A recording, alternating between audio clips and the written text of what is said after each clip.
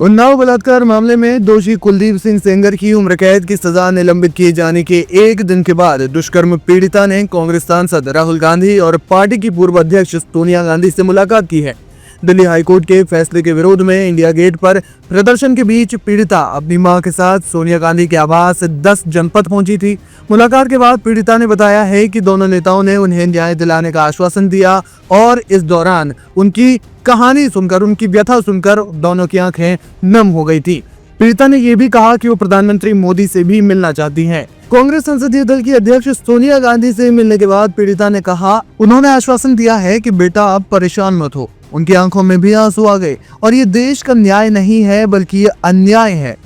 उन्होंने कहा कि हम आपको न्याय दिलाएंगे। दोनों की आंखें नम थी। मैं पीएम मोदी से भी मिलना चाहती हूँ और उन्हें अपना दर्द बताना चाहती हूँ, क्योंकि मेरा है कौन, मैं इन्हीं लोगों से अपना दुख बता सकती हूँ।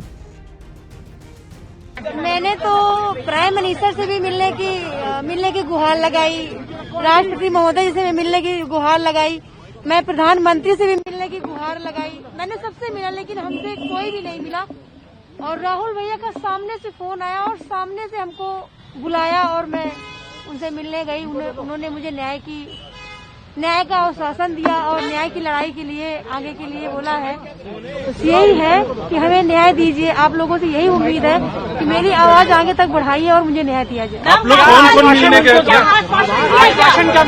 मुझे राहुल भैया सामने से बुलाया, मैं गई, मुझे यही आश्वासन दिया है कि हम आपको न्याय दिलाएंगे।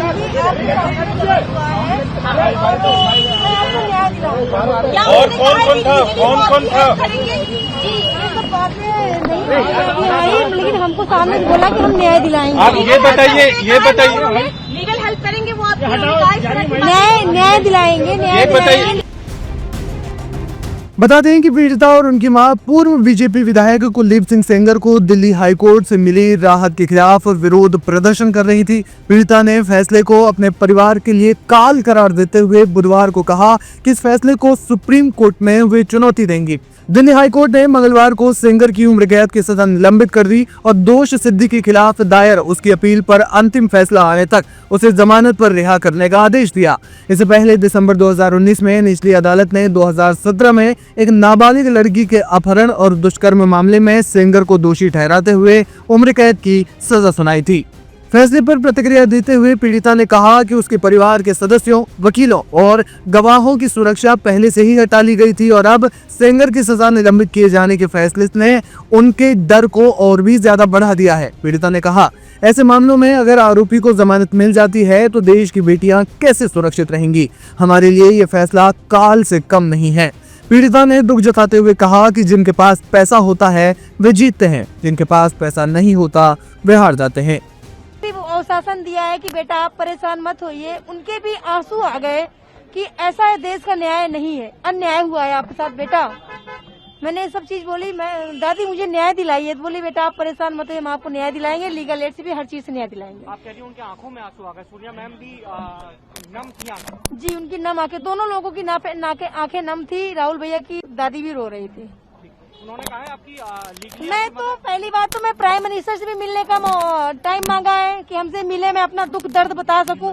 मेरा है कौन, मैं इन्हीं लोगों से अपना दुख दर्द।